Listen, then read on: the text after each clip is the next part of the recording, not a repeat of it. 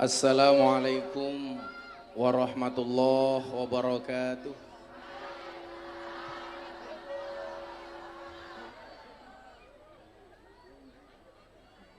Alhamdulillahi rabbil alamin. Alhamdulillahil qail. Innallaha wa malaikatahu yusalluna 'alan nabi. Ya ayyuhalladzina amanu sallu alaihi wa sallimu taslima. Sallu ala nabi Muhammad. Sallu ala nabi Muhammad. Allahumma salli salatan kamilatan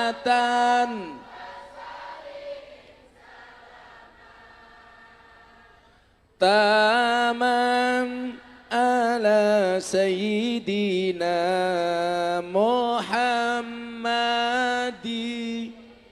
nilladhi tanhalu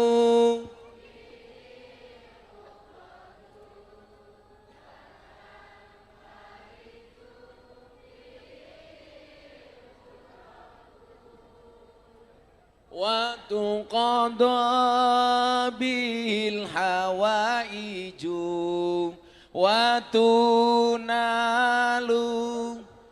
bihir raghaibu wa husnul khawatimi wa yustasqal ghamamu biwajil karim wa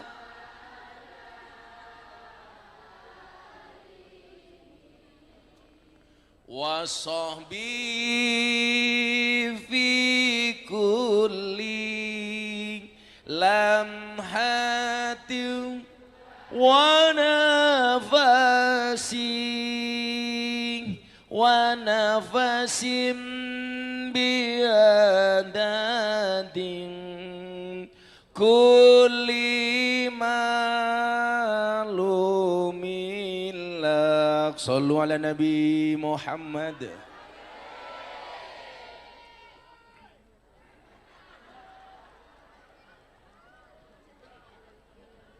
Alhamdulillahirabbil alamin. Malam hari ini masih dalam rangka Syawalan dan halal bil halal.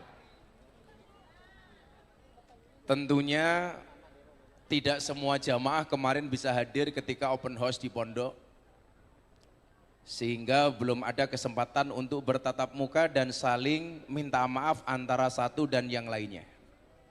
Maka malam hari ini yang datang minta maaf, saya maafkan. Yang datang minta THR, saya minta maaf.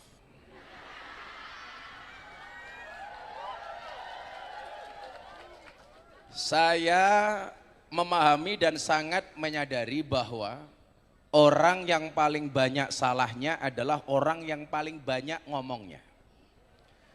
Dan survei membuktikan kalau saya ketemu Bapak Ibu, kira-kira yang paling banyak ngomongnya jamaah apa Gus Miftah?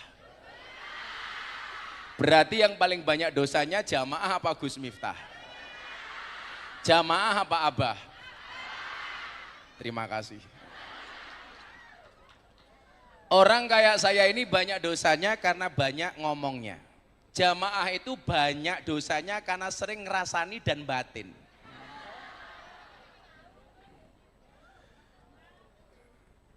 Sehingga malam hari ini saya sampaikan, ingat, memaafkan itu tidak bisa menghapus masa lalu, tapi pasti memperindah masa depan. Betul? Makanya kenapa ciri orang bertakwa itu salah satunya adalah wal afina anin nas. Orang yang mampu memberikan maaf kepada orang lain. Ibu bapak ngapunten. Contoh yang diajarkan Kanjeng Nabi itu saling menyalahkan apa saling minta maaf? Saling minta maaf apa saling menyalahkan? Saling minta maaf. Rebutan salah apa rebutan benar? Rebutan salah apa rebutan benar? Rebutan salah. Contoh, Nabi pulang dari masjid kemalaman. Pulang ke rumah, ketok pintu, Siti Aisyah istrinya ternyata sudah tertidur. Pintu diketuk. Assalamualaikum sampai 3 kali, ternyata istrinya tidak mendengar. Apakah Nabi marah? Tidak. Ini Nabi manusia paling mulia, manusia paling suci, dia maksum. Maksum itu apa? Terjaga dari perbuatan dosa. Maksum itu pasti masuk surga, nggak mungkin masuk neraka. Manusia mulia, khalifah, presiden. Ketuk pintu istrinya nggak bangun, apakah beliau marah? Tidak. Beliau memutuskan untuk tidur di depan rumah.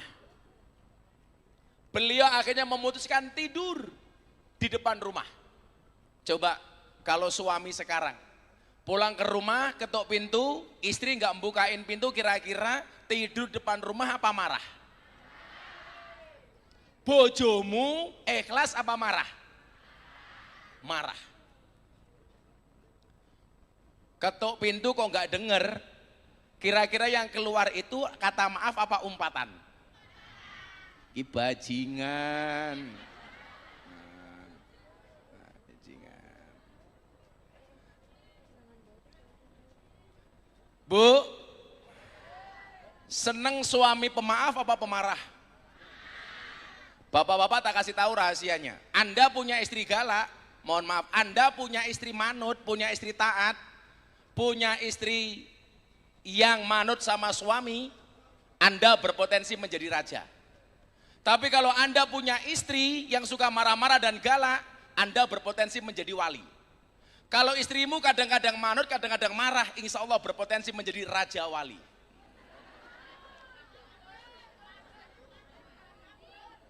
Makanya kalau bunda ini gak pernah marah, malah saya bingung. Jangan-jangan saya hanya menjadi raja.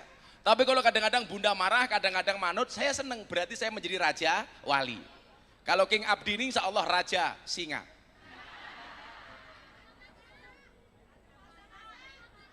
Raja masak. Kue yang ngerti toh. Iki melu Master Chef menang apa kalah?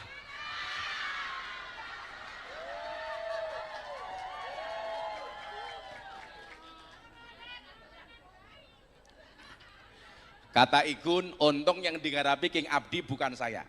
Santai saja, tunggu gilirannya. Nah, ibu bapak, begitu pagi hari, Siti Aisyah bangun, buka pintu, kaget. Kenapa ada manusia mulia yang tertidur di depan rumah? Apa yang dilakukan Siti Aisyah? Beliau menangis. Pegang kakinya Nabi sambil minta maaf. Ternyata membangunkan suami itu ada caranya, Bu. Caranya bagaimana? Kalau suaminya subuh belum bangun, pegang jempolnya, dilus-lus. Mas, tangi mas.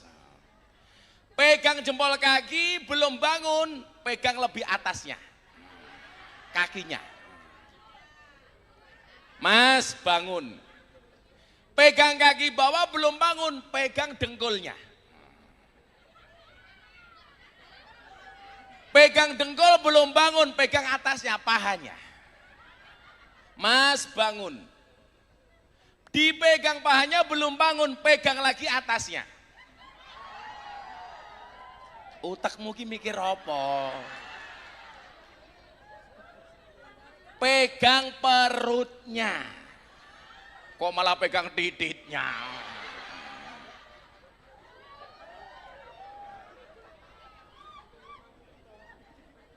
Kamu kalau jangan ngomong titit di depannya King Abdi. Karena survei membuktikan cowok yang perutnya besar biasanya burungnya kecil. Iya.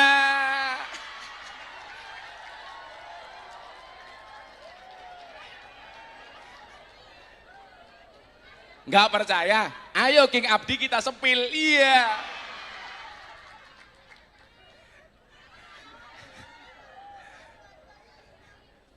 Malah ibu-ibu bengok-bengok, buka, buka. Kamu kenapa penasaran sama King Abdi? Kamu jangan salah, King Abdi itu satu-satunya manusia di dunia yang titiknya juga ditato. Sepil matamu, sepil.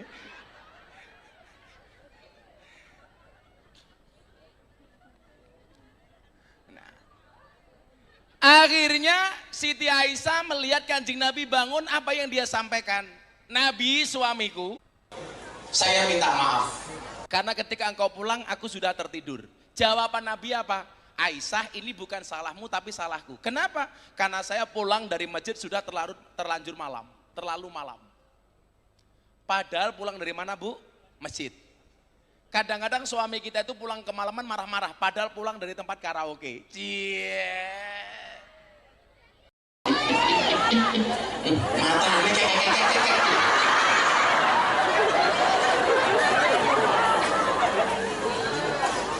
Maka malam hari ini saya minta maaf. Karena saya meyakini, memahami, menyadari bahwa dari sekian banyak orang yang paling banyak salahnya adalah saya. Tolong saya dimaafkan. Kalau ada janji saya yang belum terbayar, tolong diingatkan. Kayak ini umpamanya yang kemarin dapat hadiah umroh, ini baru bisa diberangkatkan besok setelah musim haji. Jadi sebelum ulang tahun berikutnya.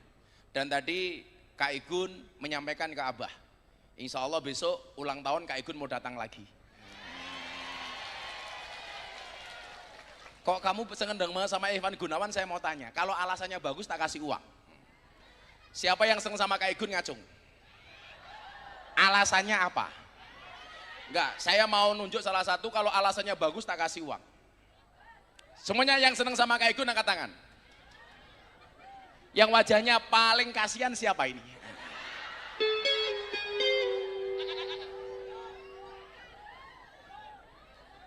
Siapa yang senang sama Kak Igun? Itu yang santri jilbab hitam. Nah, jilbab hitam. Dikasih mic, dikasih mic. Dikasih mic, Le.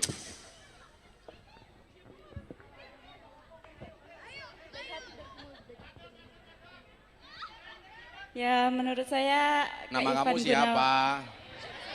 Assalamualaikum warahmatullahi wabarakatuh. Waalaikumsalam. Nama saya Nur Alifatun Nikmah, Bah. Santri sini kamu? Nggih. Kamu dari mana? Saking Padang, Sumatera Barat. Dari Padang? Nggih. Sumatera Barat? Nggih, Bah. Kamu harus belajar sabar dari pelayan rumah makan Padang. Mereka sangat sabar, buktinya apa? Kak Igun masuk rumah makan Padang, dia tanya, Mbak punya otak? Sebentar ya Mas. Ya. Gak marah dia pada ditanya punya otak apa enggak. Kenapa kamu suka sama Kak Igun? Alasannya apa? Memotivasi, ya baik hati, saling membantu, dan menurut saya gemoy.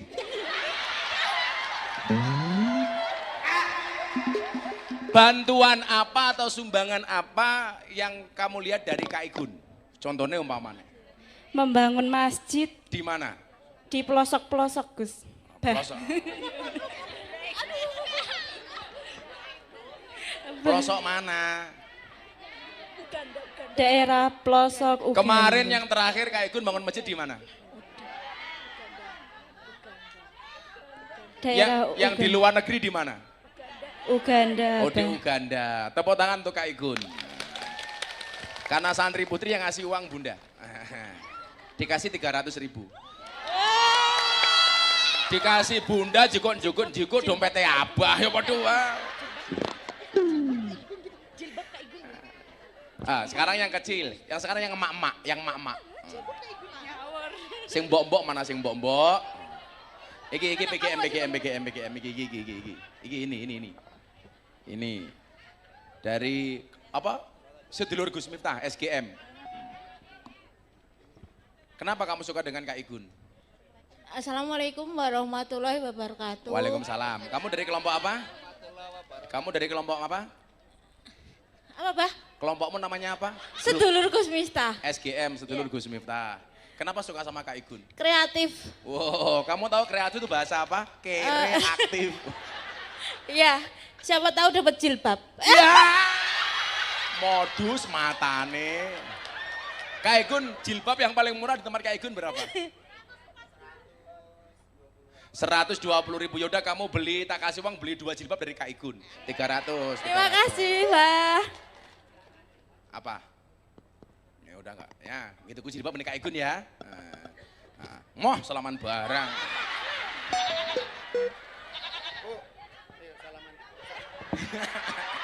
Salaman ke ibu ya salaman ke ibu pengen sama sampean tuh.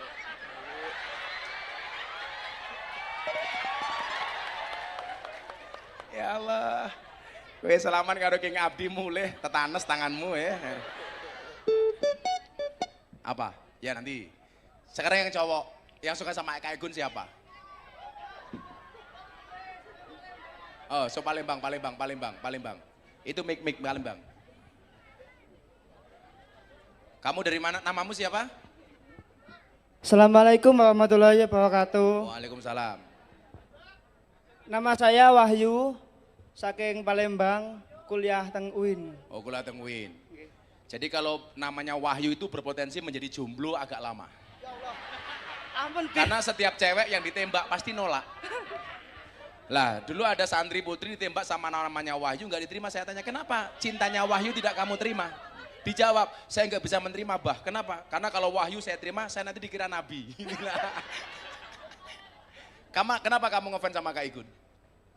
karena beliau pernah ditantang sama Deddy Corbuzier untuk diet itu kan, tapi dia tidak menggunakan uangnya untuk Pribadi. apa, nggih, Tapi untuk untuk sedekah atau pembangunan masjid. tepuk tangan untuk Kak Igun. Saya itu gurunya Deddy Corbuzier. Sing Islam ke Deddy Corbuzier. Orang tahu diwenehi duit gitu loh. Malah Kak Igun diwenehi duit. Dancok Deddy ya. Ya udah kasih 300.000. Ya. Wis anak-anak Palembang, wong gitu galuh. Orang Palembang tuh paling menakutkan. Kapal selam saja dimakan. Nah, sebelum nanti kita dialog sama Kak Igun. Coba Bapak Ibu, konsep adil dalam Islam itu apa? Wada'u syai'in fi mahalli. Meletakkan segala sesuatu sesuai dengan proporsinya. Sesuai porsinya. Itu namanya adil. Contoh, blangkon ini tempatnya di mana? Di kepala. Kalau blangkon ditaruh di kaki berarti adil apa enggak? Enggak. Demikian juga Allah itu menempatkan seseorang sesuai dengan kemampuannya. King Abdi, sama satunya siapa?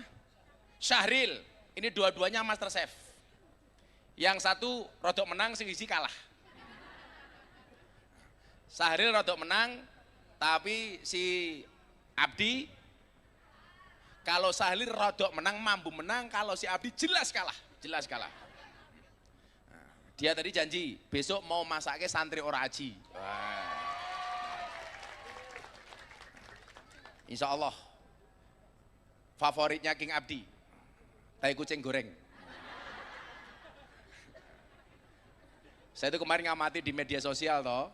Jadi Kak Igun itu nitip uang ke King Abdi untuk dimasakkan di bulan Ramadan untuk ngasih buka puasa orang lain. Subhanallah. Jadi kalau kelasnya Mas Kak Igun itu ngasih, kelas kamu menerima. Kelihatan wajahmu kayak kotak infak ya. Iku yang ngono lho, wis tua-tua jilbabe pink lho jijiki lho. Sengit tau. Wis tuwek jilbabe pink. Aku zizi.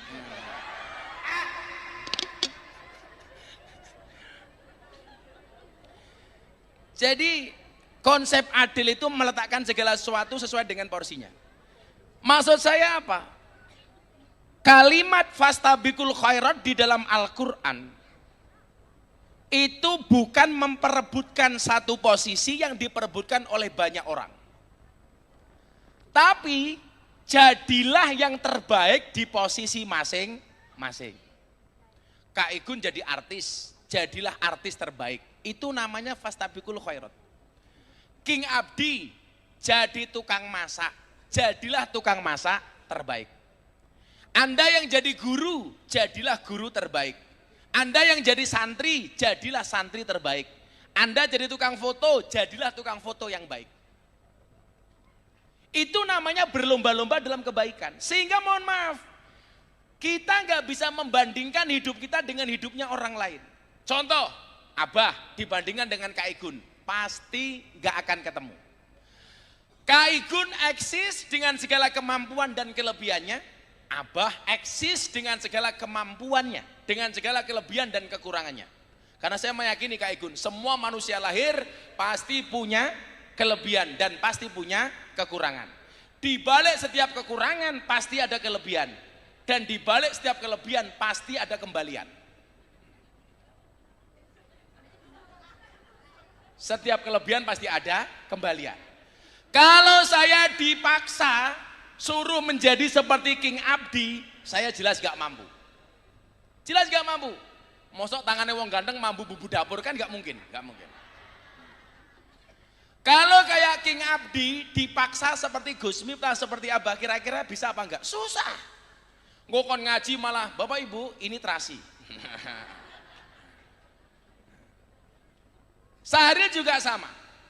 Sehingga mohon maaf, apa yang Allah ciptakan itu indah sesuai dengan proporsinya. Rambut ini indah kenapa? Karena berada di atas kepala.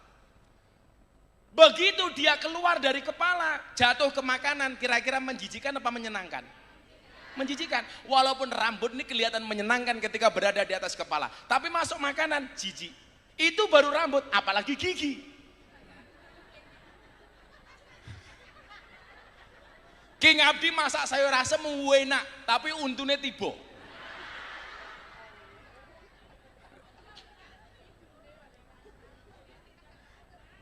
Lah langsung kebayang cangkeme Abdi toh.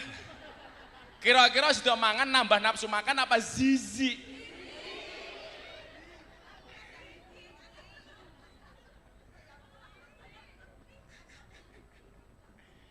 Itu namanya konsep keadilan. Sehingga kita melihat orang lain itu dari segala sisi positifnya. Jangan dilihat dari sisi negatifnya. Kesalahan kita itu satu Bapak Ibu, selalu melihat orang lain itu kekurangannya bukan kelebihannya.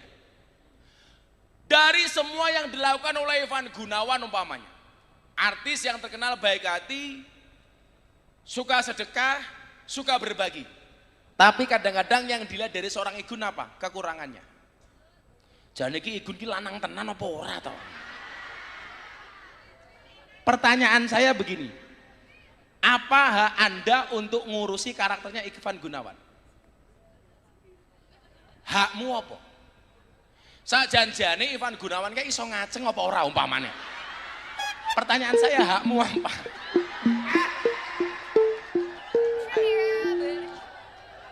Loh, aku ki ngerti utek-utekmu ki lho. Aku ki paham. Kita nggak boleh ngurusi personalitinya orang lain, betul? Hak kita apa? No. Yang dilihat seharusnya apa? Kelebihan orang lain, jangan melihat kekurangan orang lain. Makanya tugas kiai itu berat Kak Igun. Karena menurut Imam Al-Ghazali, kiai itu harus punya satu karakter ini. Apa? Alladzina yang duruna ilal ummah bi'ainir rahmah. Kiai itu harus melihat umat dengan kacamata kasih sayang, siapapun itu. Makanya kenapa? Saya tidak anti dengan orang yang banyak dosa. Kenapa? Karena Allah itu membenci perbuatan dosa tapi tidak membenci orangnya. Allah membenci perbuatan maksiat, tetapi Allah tidak membenci orangnya. Yang dibenci itu kelakuannya, bukan orangnya. Makanya saya nggak pernah benci. Yang saya benci hari ini cuma satu, siapa? Orang yang berbuat dosa dan maksiat, tapi diumbar, diposting dengan penuh kesombongan. Makanya Kak Igun, saya bilang, saya itu sedang mengkampanyekan, postinglah semua kebaikan. Kenapa? Sekarang kalau orang posting kebaikan, dikritik. Ivan Gunawan bangun masjid diposting pamer. Sedekah kok diposting pasti nggak ikhlas. Coba Anda bayangkan. Orang posting maksiat saja bangga dengan kemaksiatannya. Orang posting perbuatan dosa bangga dengan dosanya. Kalau orang baik nggak mau posting kebaikan, jangan salahkan kalau di TikTok, di medsos, yang viral itu semuanya konten maksiat. Kenapa? Karena orang baik nggak pernah mau posting kebaikannya.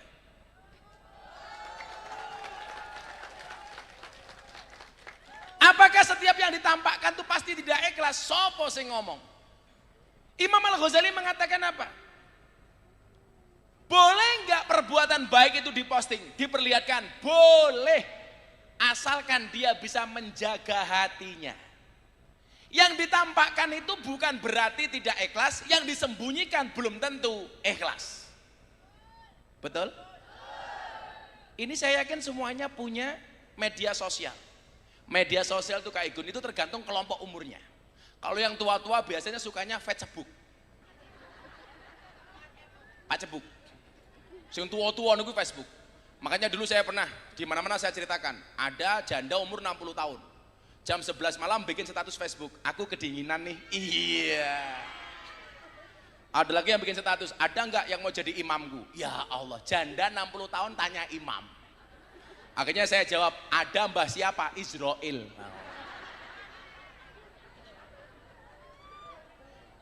Coba kalau semua orang mau posting kebaikan, Ivan Gunawan posting kebaikan, Gus Miftah posting kebaikan, King Abdi, Sahril semuanya posting kebaikan. Berapa banyak orang yang kemudian melihat, kemudian terprovokasi untuk melakukan kebaikan yang sama dan itu adalah jariah. Saya pernah, Mas Igun, pulang ngaji, waktu itu viral, cewek pakai jilbab, kotangnya dibuka. Wah. Hai guys, ya Allah, untung saya pakai kacamata hitam. Sehingga mata saya mendelik tidak kelihatan. Orang dengan bangganya memamerkan kemaksiatan. Kalau ada orang lain terprovokasi dengan kemaksiatannya, itu berpotensi dosa jariah. Coba Anda bayangkan, kalau sampai orangnya sudah mati, postingannya masih ada. Orang masih melihat kemaksiatannya. Makanya hati-hati dengan jejak digital. Kalau di dunia mungkin masih bisa kita akali, di akhirat nggak bisa, Bu. Makanya saya bilang, kalau dulu malaikat Raqib dan Atid tugasnya mencatat amal kebaikan dan keburukan manusia, mungkin hari ini Raqib dan Atid sudah tidak pernah mencatat lagi. Kenapa? Karena manusia sibuk mencatat amalnya sendiri dengan menggunakan HP-nya masing-masing. Jadi malaikatnya pensiun. Begitu besok di akhirat dihisap, kamu saya hisap, kita bangga, aman, malaikat nggak punya catatan amal saya. Akhirnya malaikatnya datang cuman bilang, buka HP-mu, modar. Tahuan semua. King Abdi, DM Rondo, kewenangan, ayo. Nah, maksud saya apa? Lihat seseorang itu secara utuh. Jangan hanya melihat kekurangannya. Kalau toh kemudian manusia itu dianggap jelek, tetap ketika dia berada pada posisi yang tepat akan kelihatan baik. Contoh, andeng-andeng. Tai lalat. Tai lalat itu akan nampak keindah ketika dia berada pada posisi yang tepat. Umpamanya orang punya tai lalat di atas bibir atau di bawah mata, jadi kelihatan cantik. Contohnya siapa? Bunda. Iye. Modus. Ini tai lalat berada pada posisi yang tepat. Tapi juga ada tai lalat yang posisinya kurang tepat. Sehingga ketika dia muncul nggak nambah keindahan. Contoh, tai lalat yang dhuwur silit.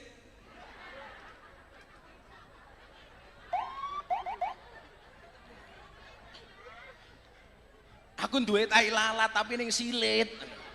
Nggak nampak keindahannya. Ayo. Coba kalau tai lalat kemudian berada pada posisi yang tepat. Maksud saya apa? Kalau orang hanya melihat tai lalatnya toh akan jijik, hitam, nggak menarik. Tapi ternyata walaupun dia tidak menarik, ketika dilihat secara global, secara menyeluruh, dia akan nampak keindahannya. Itulah bagaimana kemudian Allah memotivasi kita, sejelek apapun kita, mari memberikan sumbangsih kebaikan kepada orang lain. Nggak harus nunggu kaya seperti Kak Igun. Orang miskin itu sedekahnya apa? Sederhana. Sedekahnya orang miskin itu dengan menjaga kehormatannya, tidak minta-minta kepada orang lain. Betul? Orang kaya saja kalau berbagi kayak Kak Igun, itu nggak boleh lo merengut. Kak Igun ngasih orang sambil cemberut itu nggak boleh. Makanya kalau orang kaya sedekah dengan hartanya, orang miskin sedekah dengan apanya? Senyumnya. Yang paling celaka wes kere merengutan. Kere nggak pernah senyum. Wongnya ya teko. Biasanya jilbabnya hijau.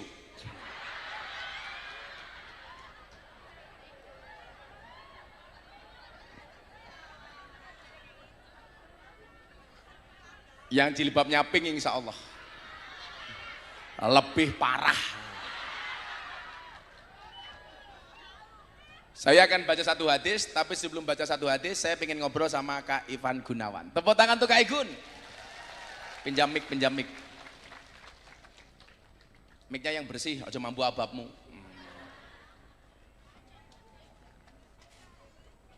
Ayo Kak Igun disapa Kak Igun, zamannya Kak Igun. Assalamualaikum warahmatullahi wabarakatuh. Alhamdulillahirabbil alamin. Oke, boleh.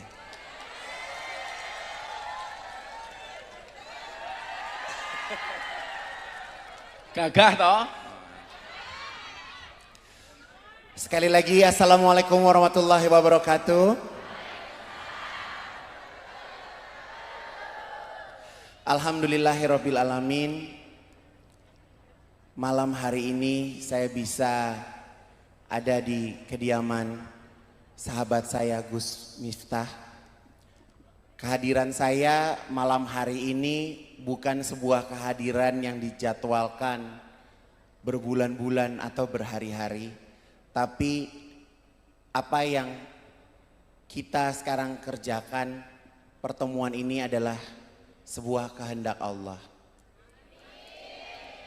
Hanya dalam hitungan satu hari ternyata kita berada di kota yang sama, lalu Gus mengundang dan akhirnya kejadian. Dan alhamdulillah kita bisa bersilaturahmi malam hari ini.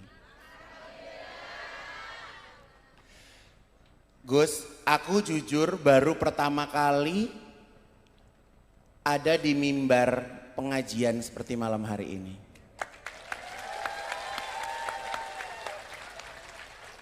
Biasanya kalau di panggung gini saya joget, tapi saya baru sekali menghadiri acara sebesar ini.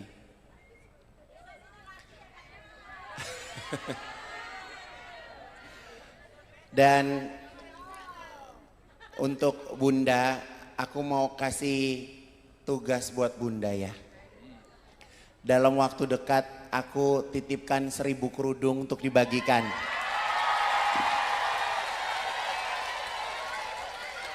Jadi nanti biarin tugasnya Bunda yang ngatur. Jadi nanti kalau saya datang ke sini lagi semuanya kerudungnya manja.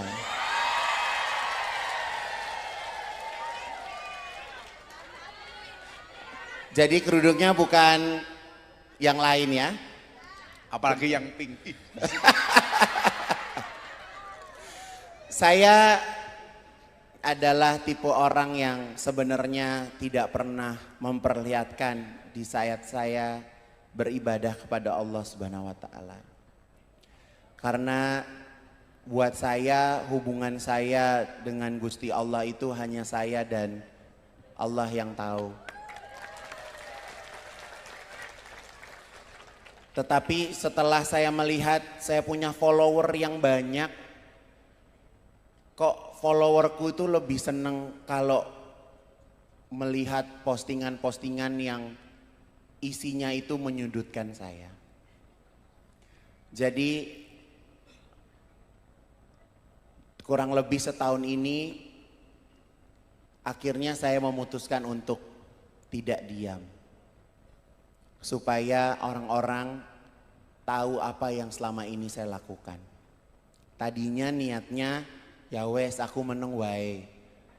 Nanti kalau di saat aku nggak ada biar orang-orang pada cerita. Tapi kalau saya selalu berada di posisi itu sebagai manusia biasa, saya juga ingin untuk bisa membela diri saya.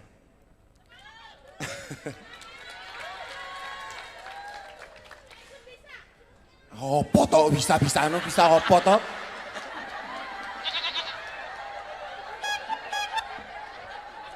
Wis ora ono sinyal nyambung wae iki lho.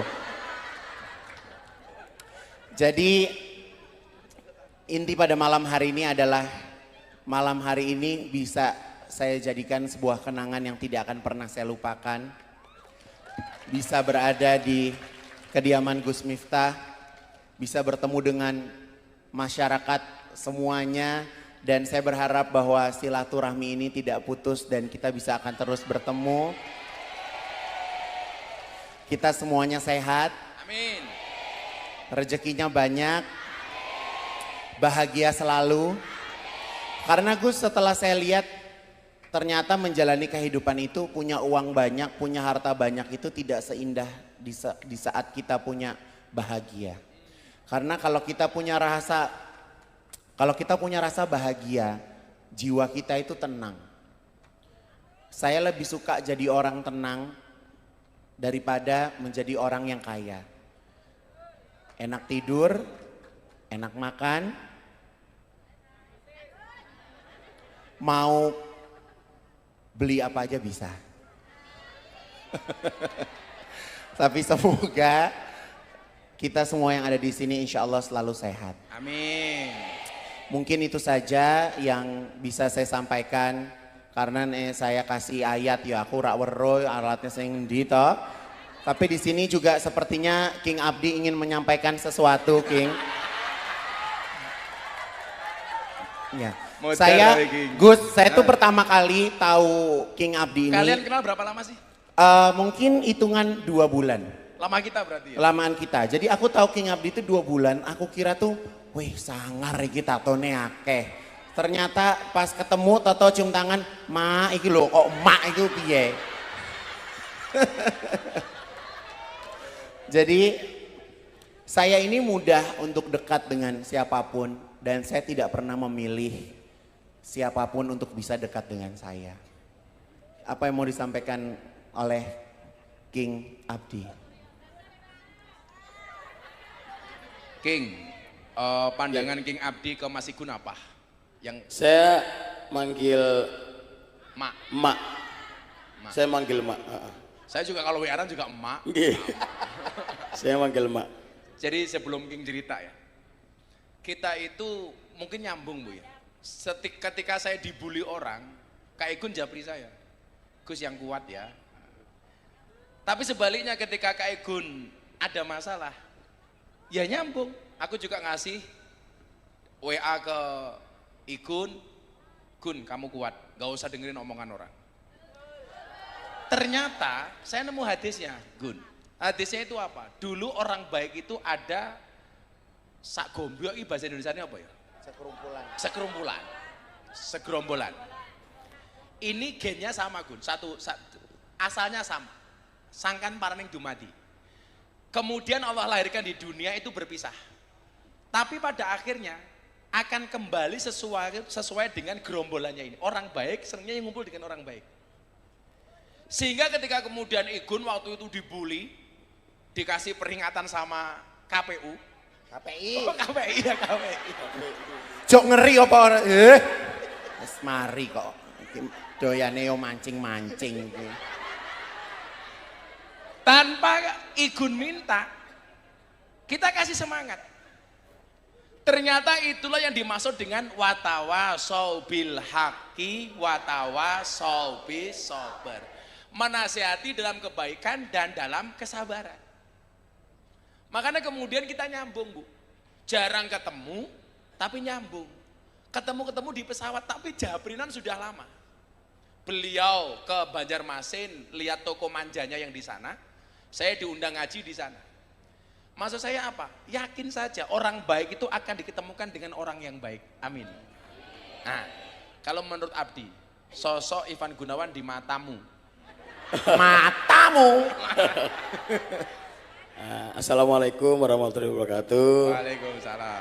Ya ini sedikit cerita aja, makanya kenapa kok saya ke Mas Igun saya manggil emak ya, karena Biar dibelikan kulkas. enggak, bukan seperti itu malah. Jadi Kan memang saya kan ditinggal almarhum ibu kan udah lama. Ya, terus ketika emak ini tiba-tiba merespon di Instagram saya itu karena apa? Karena setiap saya ngonten itu dapur saya jelek, terus kompor saya busuk. Dan pada akhirnya Magic jar dibanding, iya, dibandingi. magic jar hancur ya.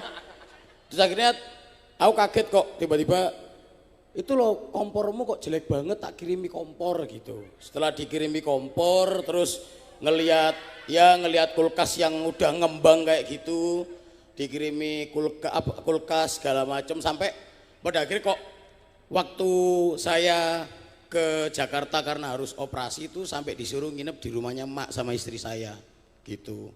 Dan yang kemarin yang menurut saya itu adalah hal yang paling kenapa kok saya harus panggil emak itu karena ketika saya habis operasi dan saya waktu kondisi menggigil pun beliau itu kayak ngerumat saya di rumahnya itu kayak anaknya sendiri kayak gitu. Dan yang terakhir juga yang saya juga nggak nyangka itu saya habis operasi waktu mau hari raya harus ngeluarin dana yang lumayan besar ya mendadak tiba-tiba emak kan karena saya kan meskipun sakit itu mood saya adalah masak ya jadi lihat pembantu di sana kan pada banyak yang pulang akhirnya saya masak gitu mendadak saya dikasih berlian nih Gus. Nah, ini. Yo, rasa pamer aku ya duwe. Tuh, cuma ya spontan aja. Spontan aja dan langsung pakein sekepepet apapun jangan dijual tapi yang nawar banyak Gus. Yang nawar banyak cuma saya dalam hati kayak kok dikei kok gak sak surate maksudnya gitu. Oh, matane saiki yo. Jadi itu. Cuma itu saja. Kalau kamu berani jual tak kuamplek nih gue. Jadi pelajarannya adalah besok kalau ngonten tolong pakai barang-barang yang jelek ya. Enggak, aku tuh gini Gus, aku tuh. Kenapa kok kamu baik? Jadi aku tuh maksud aku gini, aku tuh orangnya spontan Gus. Aku tuh nggak bisa misalnya contoh ada acara narok proposal di meja, nggak bakal tak bantu Gus.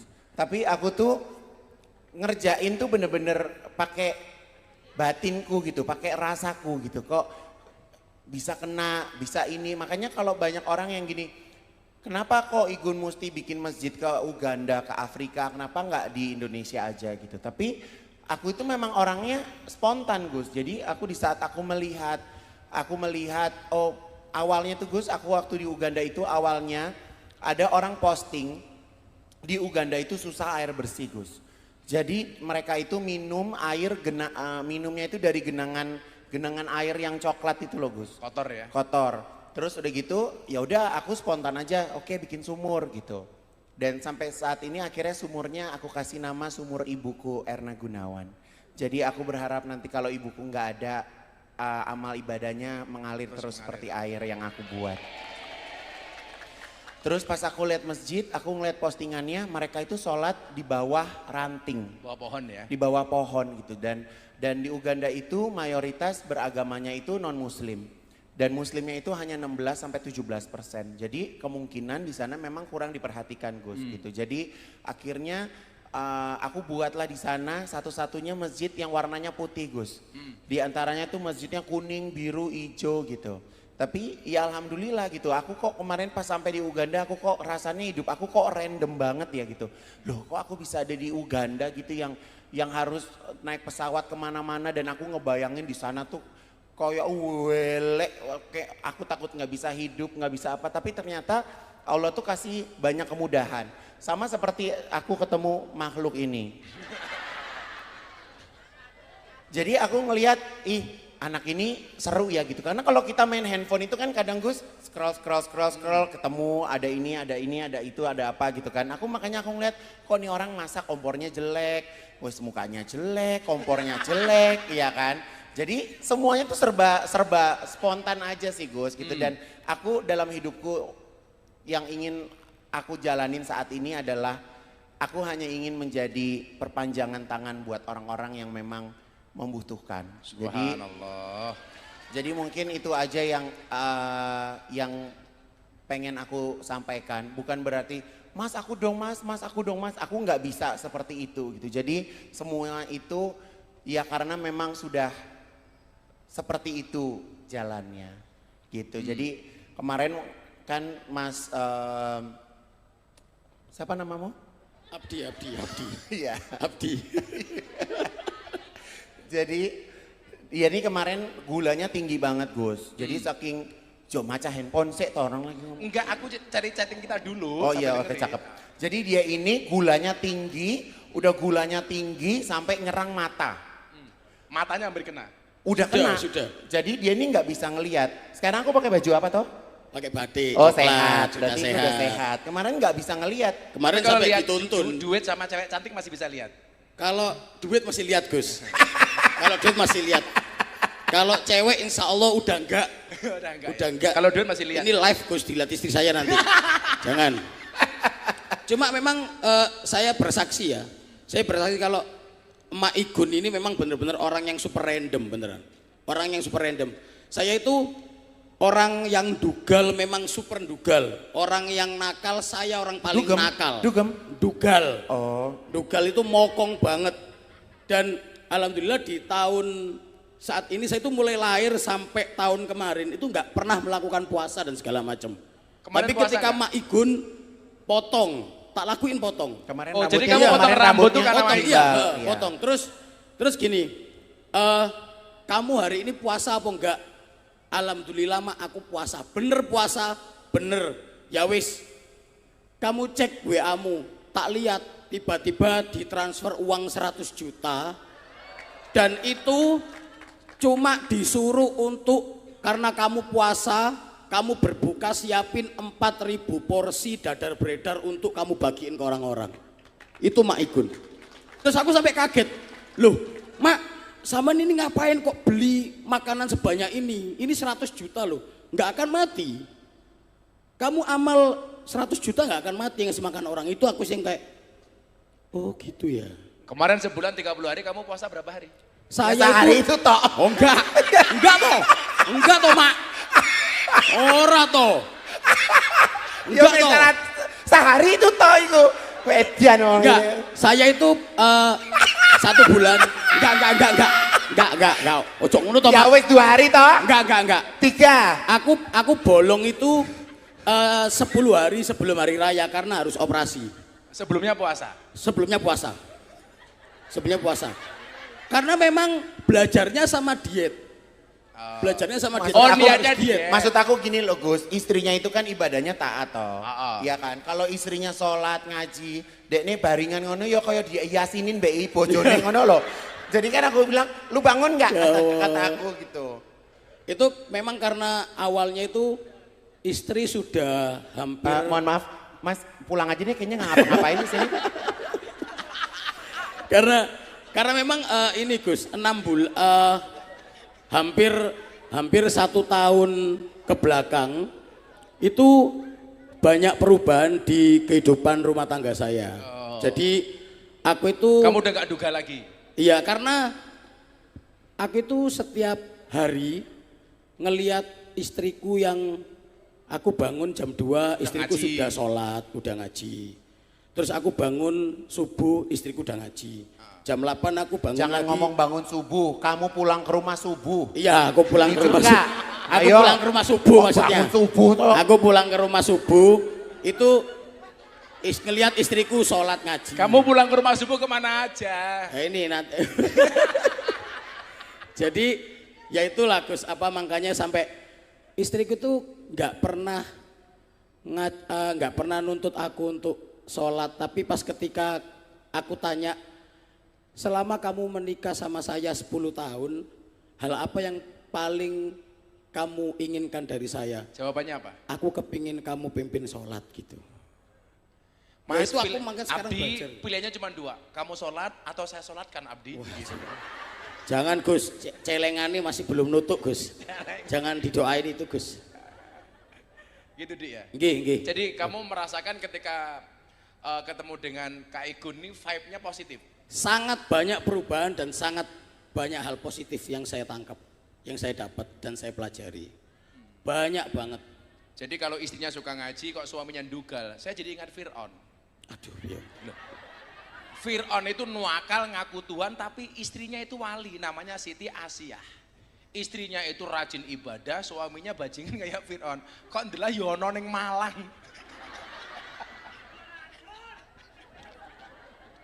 Untung ketemu Igun. Lah mau saya begini, sumber kebaikan itu bisa datang dari siapapun. Tidak harus dari ustadz, tidak harus dari kiai, tidak harus dari pondok pesantren, betul? Makanya kenapa Abah sering bilang, dakwah itu bukan profesi, tapi apapun profesinya harus berdakwah.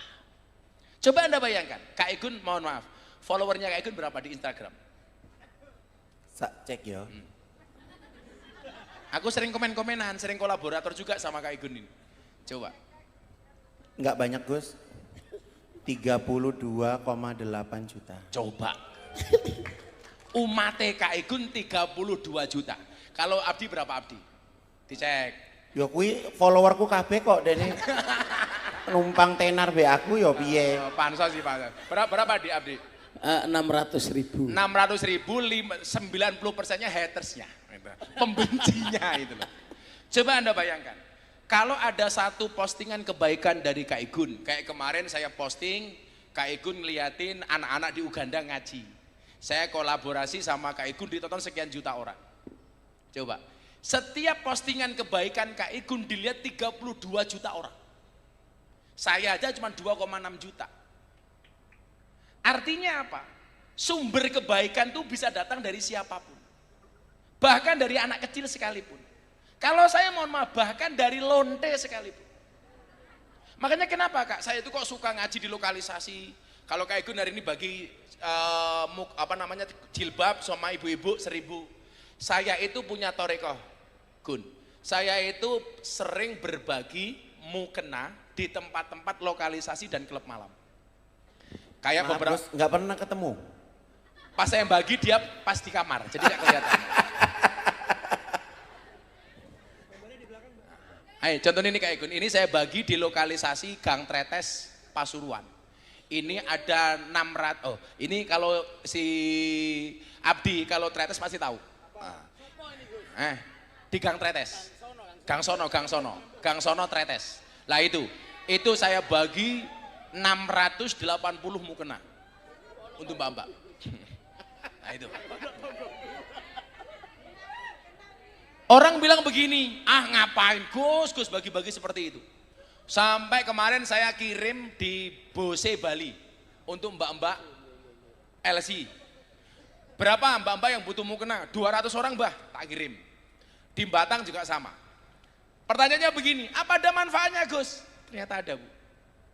Begitu mereka nerima pembagian mukena dari Gus Miftah, mereka punya beban mental. Masa nerima mukena dari Gus Miftah saya nggak sholat.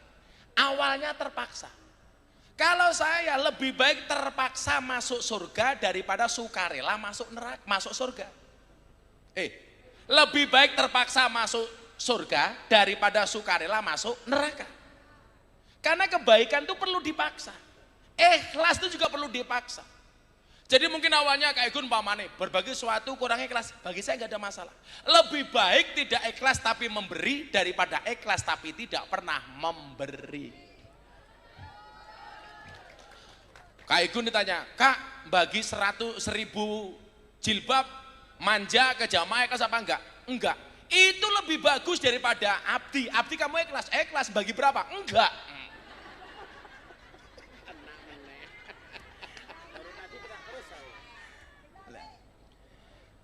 Maka kemudian apa? Niki nanti ada yang mau masuk Islam. Ada 2 orang. Bukan yang ini, yang lain lagi. Ini setiap pengajian itu dilalah, Gun. Ada aja yang pengen masuk Islam. Dan saya itu enggak dong.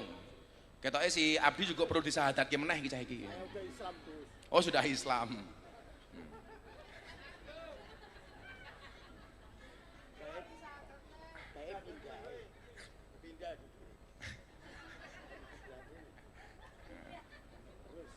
Abdi itu wajahnya preman. Tatonya banyak, tapi hatinya subhanallah. Preman beneran. Bodinya Rambo. hatinya Romeo. Body atletis, hatinya Teletubbies. Saya bacakan satu hadis nih, supaya kita tidak gampang menghakimi orang lain. Dirungokke nggih. Rungokne. Sing ngajeng masuk Islam tadi masih apa? 2 orang tadi. Siap-siap di sini. Nanti yang tanda tangan dokumennya, saksinya Kak Igun sama Abdi. Men Abdi dosane kelong didik lah. Tadi pas mau masuk ke sini Bu, ini tindiannya mau dicopot. Gak usah, biasa saja, saya biasa. Bila perlu nanti pulang diganti knalpot.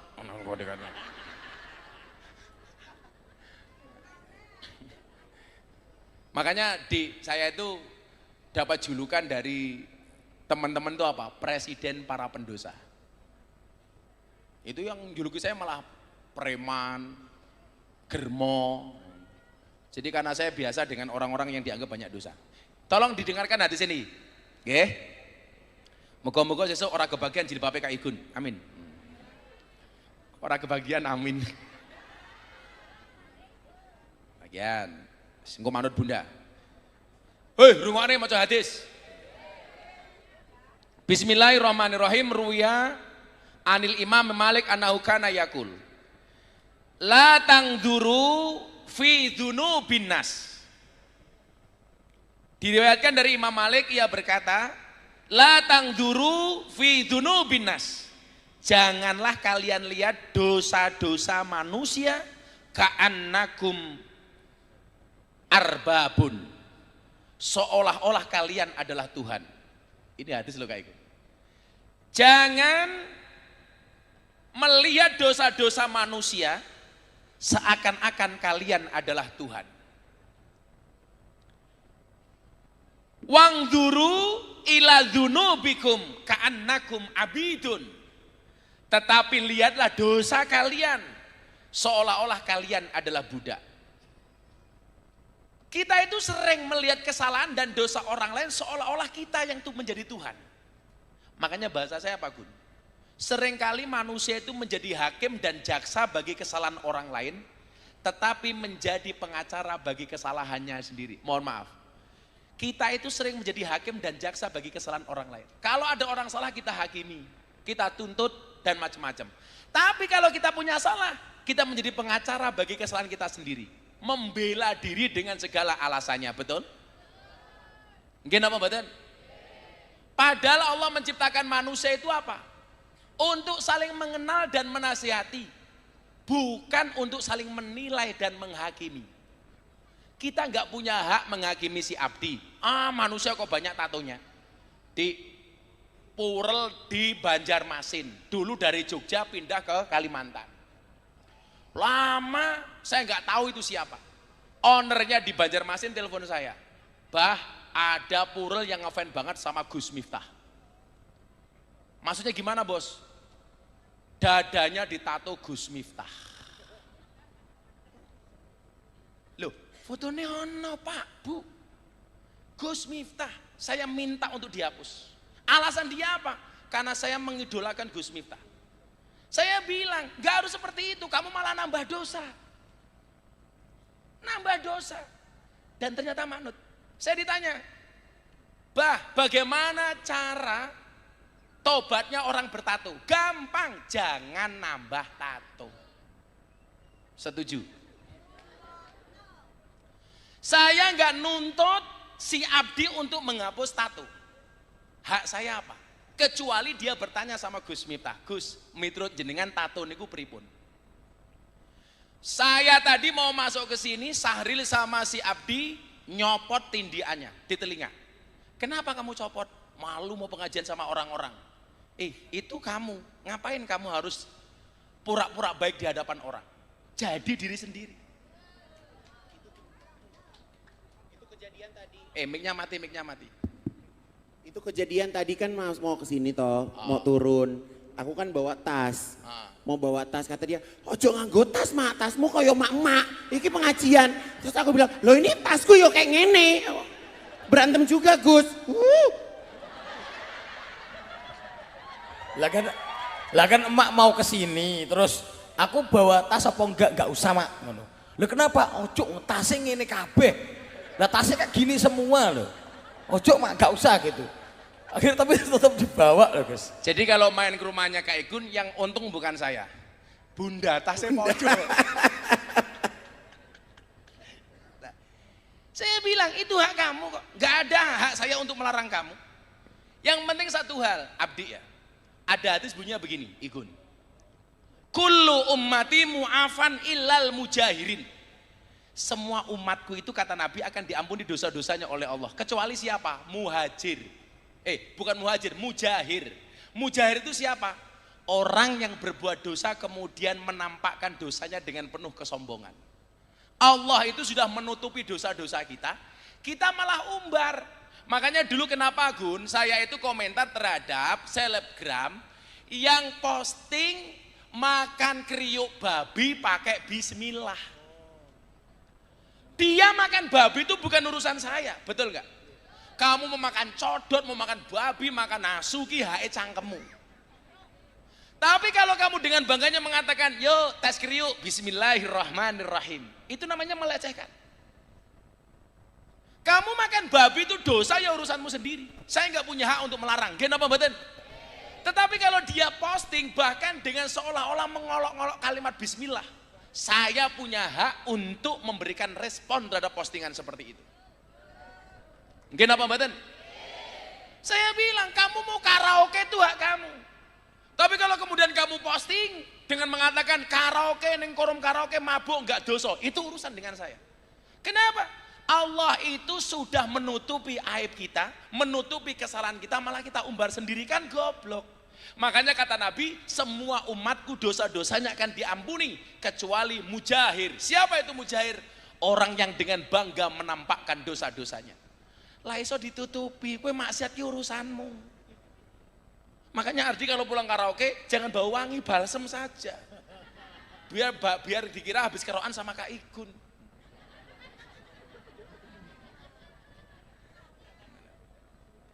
Akhirnya orangnya apa? Tolong taunya dihapus. Karena minta nasihat, ya dihapus. Maka ketika saya ditanya, Gus, bagaimana cara bertobat orang punya tato? Jangan nambah tato. Bagaimana tobatnya orang bertindih? Jangan nambah tindian.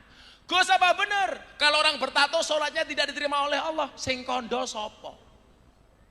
Kita itu ditakdir sudah mau sujud saja sudah bagus.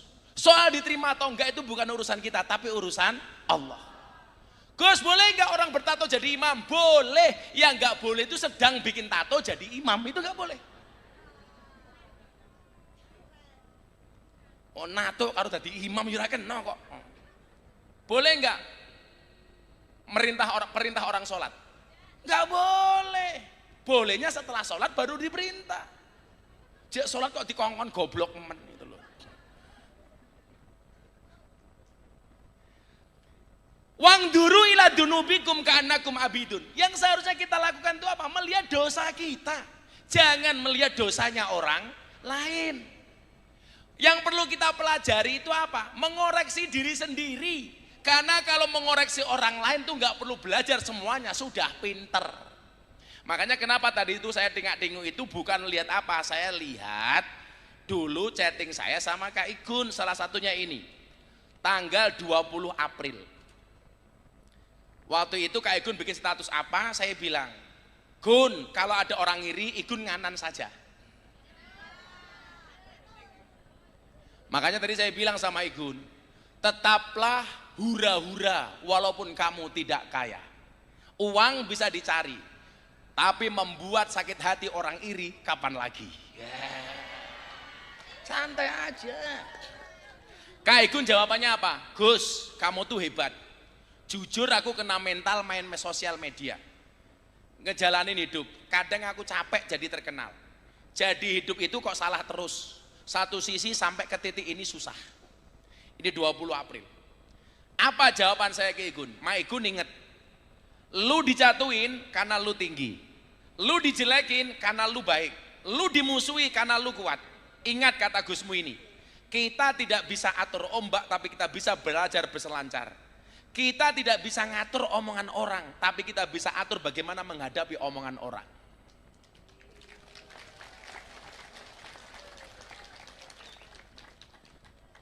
Kak Igun bilang apa? Makasih ya Gus sudah menjadi penguat. Aku sampai nggak tahu mana teman, mana yang bukan teman. Sudah. Maka saya bilang malam ini sama Kak Igun, badai itu datang Gun tidak untuk mengganggu hidupmu, tapi untuk membersihkan jalanmu. Pulang dari pengajian ini insya Allah Kak Igun menjadi pribadi yang lebih kuat. Amin. Termasuk Abdi. Termasuk Sahril. Insya Allah nanti pulang dari sini Sahril tobat. Tindiannya ganti tiang listrik. Yuk yang mau syahadat sini dulu. Yang mau syahadat nanti saksi dokumennya Kak Igun sama Mas Abdi. Sini. King Abdi mau syahadat lagi, malah tak kafir ke cah kuwi kok.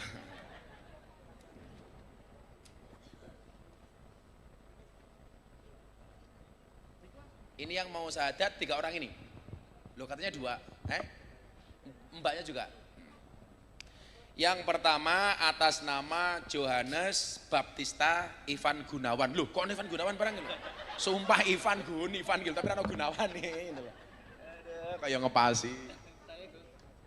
Oh, Ivan jenengan. Nah, terus laki-laki Klaten 70, agama sebelumnya Katolik. Pak Johannes, masuk Islam ada paksaan enggak? Pakai mic. Kalau ada paksaan saya enggak mau. Tidak ada paksaan sama sukarela, sekali. Sukarela. Ikhlas karena Allah.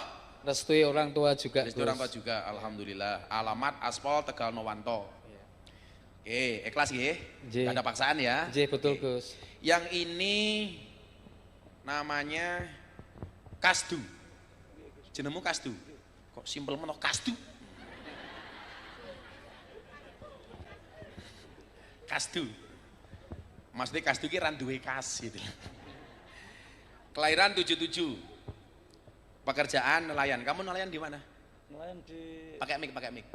Nelayan di Rembang ya, di Taiwan, di mana-mana Gus. Di mana-mana. Ikannya apa yang banyak? Ya ikan campur-campur lah. Kadang ya tongkol. Bukan brownies ya, tapi campur-campur ya. Iya. Ikannya terkadang ya bawal, tongkol gitu ya. Ikan apa? Bawal gitu. Tongkol. Ikan apa? Tongkol. Ikan paling besar yang kamu tangkap ikan apa? Ya semua ikan ya kena semua Gus. Yang paling besar? Paling besar ya tongkol. Oh tongkol. Kurang. Berarti tongkolmu besar ya? Mas Kasdu. Kemudian yang ketiga Saudari Gloria Puspita. Mbak E. Gloria Puspita, Semarang. Agama sebelumnya Kristen. Pekerjaan pelajar. Oh, kamu masih belajar? Kuliah? Enggak sih, sudah lulus. Oh, sudah lulus. Ini berarti identitas lama ya. Kamu juga nggak ada paksaan Kasdu masuk Islam. Kenapa kamu pengen masuk Islam? Kalau saya boleh tahu. Oh, pakai mic. Sering apa?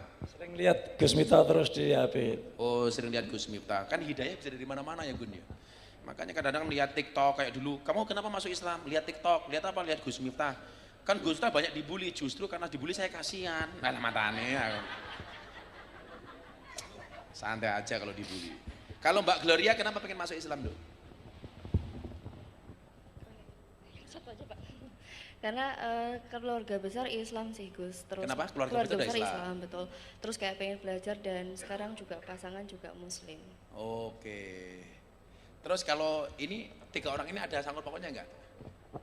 Tidak ada Gus. Oh. Ya. Yang pengen menikah siapa? Kamu pengen menikah dengan siapa? Dengan saudari Christian Ningrum.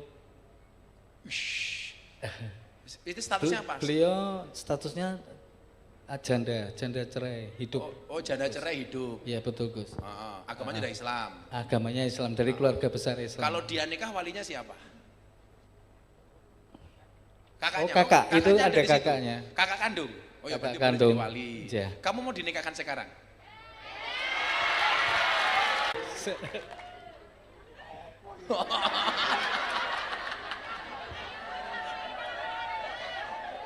Jadi pengen.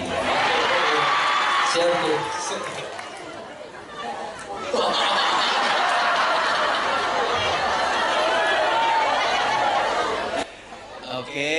Mbak Gloria, Johannes, sudah sadar dulu, sama Kastu. Dipegang mic-nya, ikuti sahadat saya, diikuti ya, bareng-bareng, langsung gak apa-apa. Disaksikan oleh semua yang hadir, 3 orang ini malam hari ini mau masuk Islam tanpa ada paksaan dari siapapun. Bahwa ini benar-benar hidayah. Kamu gak dipaksa sama Gus Miftah?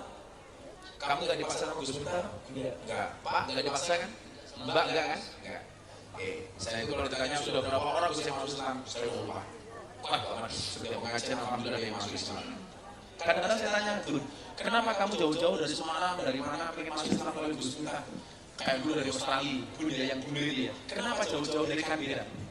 Why you will to be Muslim with me? Because your Islam is relax, enjoy, and happy. Karena mereka melihat Islamnya Gus Miftah itu menyenangkan. Ya sudah, apaan Chan? Pagi ini jaluk jilbabnya manja. Bun, 2 orang ini tolong gak usah dikasih, Bun. Pakai jilbab pink mengganggu mataku, Bun. Bunda nggak mau pakai jilbab pink, lah saya pakai,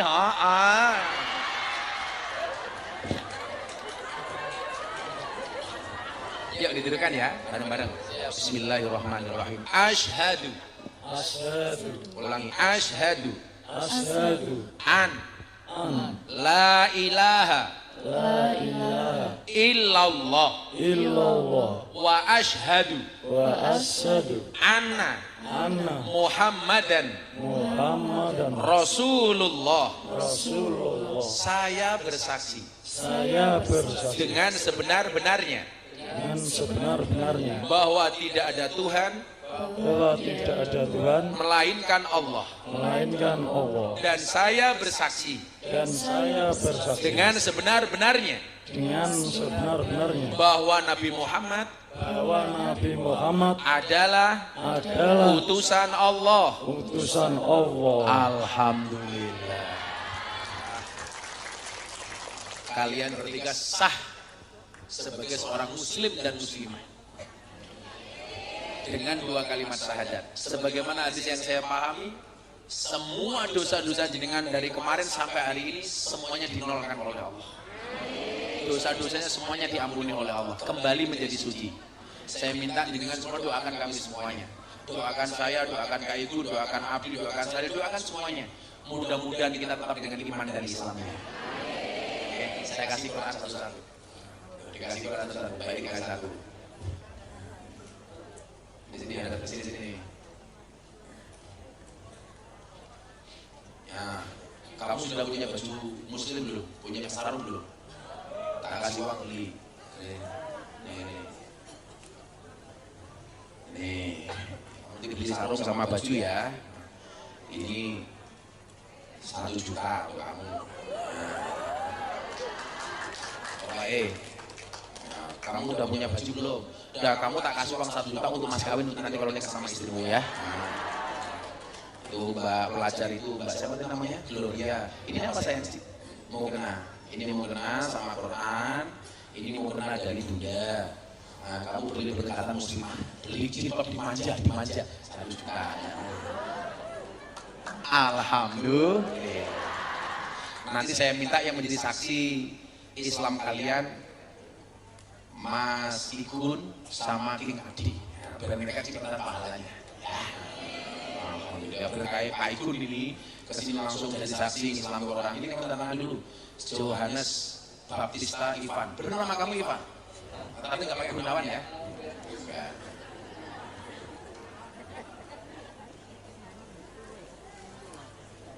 Serah perlu nama Islam, begini Johannes suara apa? Di sini.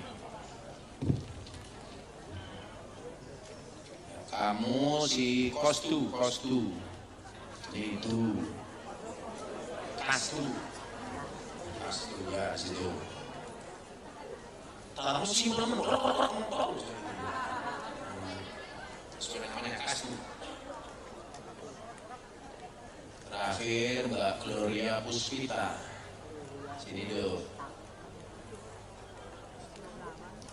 Oke, makasih dulu.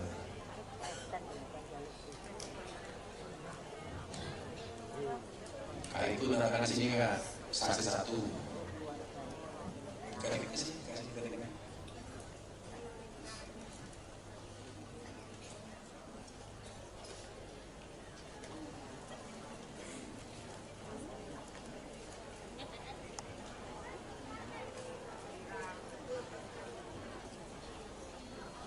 Jadi disulasi abdi ini sama malaikat. Abdi amalmu apa? Aku organisasi Islam. Oleh malaikat, what? Aku ora percaya di. Ada tangan malaikat. Gitu.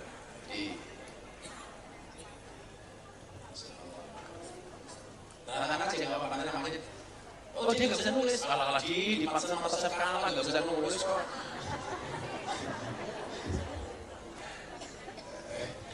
Gayane tangan mergono berliane ya rupamu di. Sombong amat. Jan ora pantes.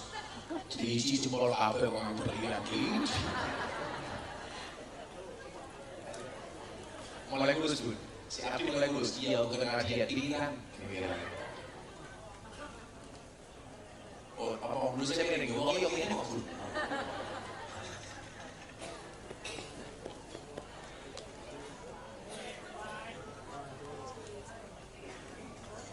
Sombong lah dia. Wes temu wae ra kabeh. Ini nanti fungsinya untuk ngurus ke KUA untuk ganti identitas KTP dan lain-lain. Nah, tidak dibawa ke KUA sama. Ini udah belum. Kalau ada pertanyaan soal Islam nanti ke pondok ya, ke pengurus pondok. Gak harus ketemu abah, ketemu yang lain juga bisa. Ya. Terima kasih. Tolong sekali kami doakan ya. Mas Ibu didoakan, semuanya didoakan. Makasih Mas Kasdu. Makasih Pak Ivan.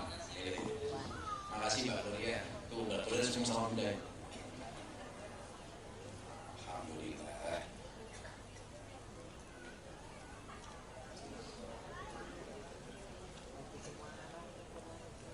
Yuk kita selawatan Haji Rofi. Ya. Ngayem hati. Jangan pulang dulu sebelum berdoa. Yang penting doa ini. Saya minta hadiah Fatihah untuk Mas Ivan Gunawan, mudah-mudahan istiqomah dengan kebaikan. Amin. Untuk Mas Ivan Gunawan, Al-Fatihah.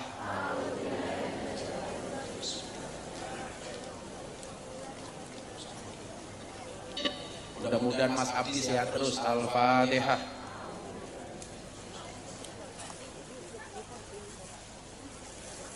Untuk semua hajat kita mudah-mudahan dikabulkan oleh Allah. Al-Fatihah.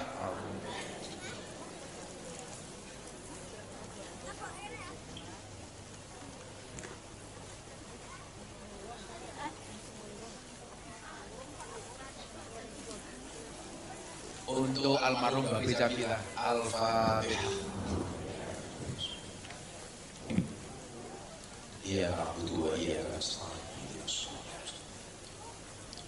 sebelum sholawat, pinjam malam Selasa, jamaah diadu rawuh wonten dalam Habib Usman, sholawatan akbar, beli sapi. Insya Allah untuk sholawatan kita itu setiap malam Rabu Wage, bulan ini tanggal 21 bersama Habib Zaidan. 28 sekali, jadi rong 8 pisan ya. Ahad Pahing tetap setiap Ahad Pahing, tambah saat ini sholawatan kalian Habib Zaidan 2 bulan sekali. Mulainya besok tanggal 21. Oke guys. Sorry ya. Yuk sholawatan sing kusuk. Hasbi Rabbi Jalallah ma fi qalbi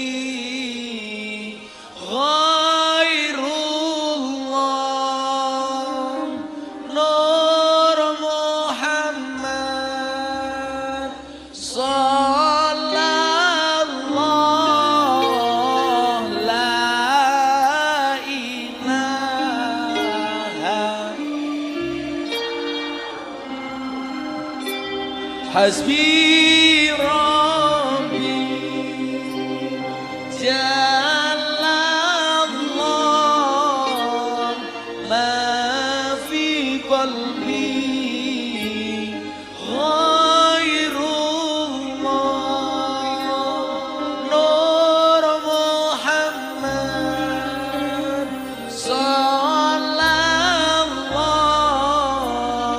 la ilaha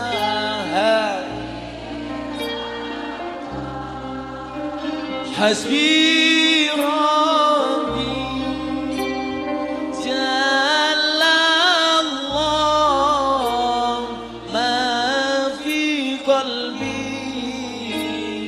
Ghairullah Nur Muhammad Sallallahu la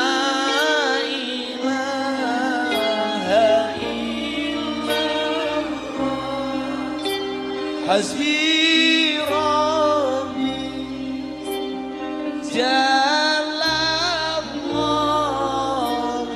ma fi qalbi Ghairullah Nur Muhammad Sallallahu la Jamaah berhenti musiknya terus. Akte lahir adalah kertas, ijazah juga kertas, akte nikah kertas, paspor kertas, surat kepemilikan rumah juga kertas, uang juga kertas. Kehidupan kita layaknya hanya dikelilingi dengan kertas-kertas.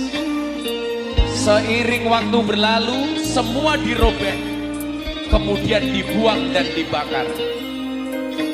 Berapa banyak orang bersedih karena kertas-kertas yang dimilikinya, dan berapa banyak orang yang begitu bahagia dengan kertas-kertas yang dimilikinya. Tetapi ada satu lembar kertas yang tidak mungkin dilihat oleh manusia itu sendiri, yaitu akte kematiannya. Maka manusia itu ada batasnya, yang tidak mungkin dia mampu menjangkau waktu. Ada dua hal yang tidak akan selamanya ada dalam diri seseorang: masa mudanya dan kekuatannya. Dua hal yang berguna untuk setiap orang: hati yang mulia dan hati yang mengampuni.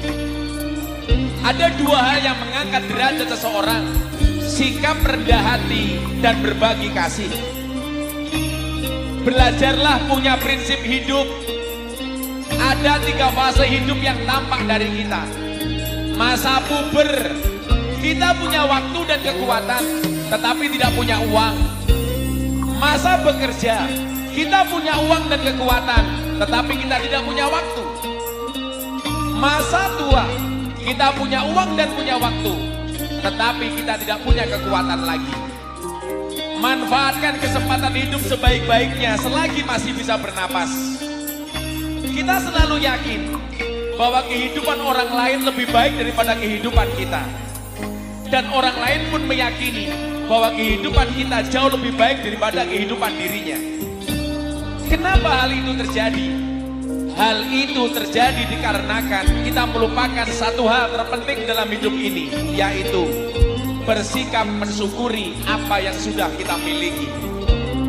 Oleh sebab itu, nikmati hidup sebelum hidup tidak bisa dinikmati, dan selalu bersyukur atas segala nikmat dan karunia hidup. Tidak capek pun perlu istirahat, tidak kaya pun perlu bersyukur. Sadarlah hidup itu pendek, pasti ada saat finishnya. Jangan tertipu dengan usia muda, karena syarat mati tidak harus tua. Nikmati hidup dan berbahagialah sewaktu ada kesempatan. Bahkan bersyukurlah dengan sandal jepit yang kita miliki, karena di luar sana masih banyak orang yang tidak punya kaki.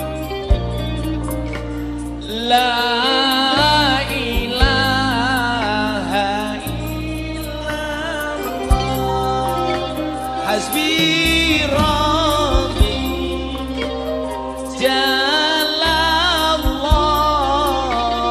ma fi qalbi ghairullah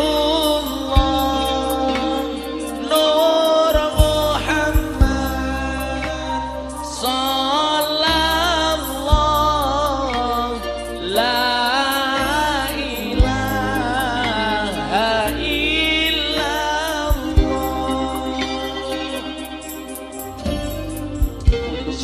kepada kita pasti akan abudu wa iyyaka nasta'in diulang 11 kali. Alhamdulillah wa ala kulli niyatin shalih qul semua hajat kami ya Allah. Al-Fatihah. Bismillahirrahmanirrahim. Alhamdulillahirabbil alamin arrahmanir rahim maliki yaumiddin. Iyyaka na'budu wa iyyaka nasta'in. Iyyaka na'budu wa iyyaka nasta'in. Iyyaka na'budu wa iyyaka nasta'in. Iyyaka na'budu wa iyyaka nasta'in. Iyyaka na'budu wa iyyaka nasta'in. Iyyaka na'budu wa iyyaka nasta'in. Iyyaka na'budu wa iyyaka nasta'in. Iyyaka na'budu wa iyyaka nasta'in. Iyyaka na'budu wa iyyaka nasta'in. Iyyaka na'budu wa iyyaka nasta'in. Iyyaka na'budu wa iyyaka nasta'in. Ihdinas siratal mustaqim. Siratal ladzina tungone bareng-bareng mawon. Uripe slamet, matine slamet.